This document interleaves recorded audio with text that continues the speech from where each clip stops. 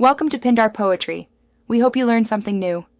You start by enabling screen pinning so the phone locks to one app. This prevents accidental app switches. Open Settings, go to Security and Privacy or Biometrics, and locate screen pinning. Turn it on and make sure you require your PIN, pattern, or biometric to unpin. This step secures the feature. Once done, open the app you want to pin. You will use the Overview or Recent Apps screen next, so leave that app visible and ready. You now pin the chosen app from Overview. This locks navigation to that app. With the app open, tap the Overview or Recent Apps button, then locate the pin icon on the app card or tap the three-dot menu and select Pin. Confirm the action when prompted so the system knows you accept the restriction. Make sure you remember the specific unpin gesture or button combo shown. Android variants differ, because that determines how you regain full control later.